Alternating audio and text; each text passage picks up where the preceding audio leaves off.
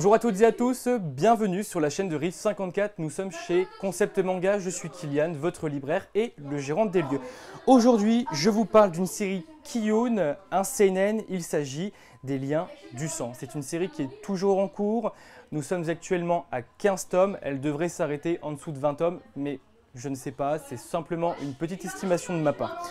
Donc déjà, premièrement, les Liens du sang, on voit une première de couverture avec ce qu'on peut dire, voilà, une maman et un jeune bébé. Donc déjà, voilà, on se doute bien que c'est une histoire entre mère et fils. Effectivement, c'est une histoire entre mère et fils, mais une histoire vraiment très sordide, très machiavélique. Alors, au niveau du synopsis, de quoi ça parle? On va suivre une famille totalement ordinaire, une famille très japonaise. Voilà, la maman qui est au foyer, le papa qui est employé au niveau du bureau et notre petit jeune homme qui, lui, a 13 ans, rentre du collège. Vraiment une famille totalement ordinaire, totalement banale. Et puis, nous, en tant que lecteurs, on s'ennuie un petit peu. On s'ennuie un petit peu, plus les pages passent, plus les chapitres passent, plus on s'ennuie. Pourquoi est-ce qu'on s'ennuie? Parce qu'on trouve que le manga est un petit peu mou, on ne remarque pas vraiment ce qu'on nous a vendu à l'arrière avec le synopsis. Mais laissez-moi vous le vendre correctement.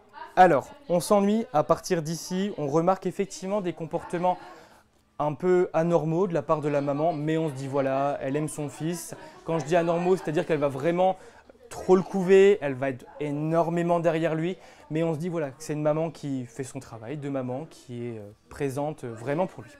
On arrive à la fin de ce manga-là, et qu'est-ce qui se passe? Rassurez-vous, il n'y aura aucun spoil, mais c'est vraiment pour vous donner l'envie de le lire. Alors, la petite famille va décider de faire une petite journée en randonnée avec le cousin et la tante et l'oncle de notre personnage principal. Voilà, donc il fait très chaud, ambiance très estivale. Notre cousin et notre personnage principal vont se diriger vers une falaise, voilà, parce qu'ils veulent un peu faire leur vie d'adolescent en dehors de leurs parents.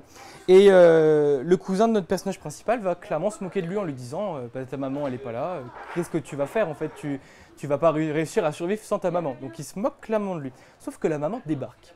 Et à partir du moment où la maman débarque, elle va commettre un incident irréparable, et c'est à ce moment-là que son fils va se rendre compte du comportement anormal de sa maman.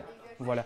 Et tout au long, et c'est comme ça qu'en fait le manga démarre, et à la fin on en prend une claque et on veut savoir à tout prix ce qui se passe. Voilà. Et dernier point, la patte graphique du manga. Donc Oshimi, qui est l'auteur, a une patte graphique vraiment très étonnante. Comme on peut voir juste ici, il hachure ses personnages et c'est l'un des seuls mangaka à proposer des hachures. Voilà. Donc les Liens du sang, excellent chez Kiyun.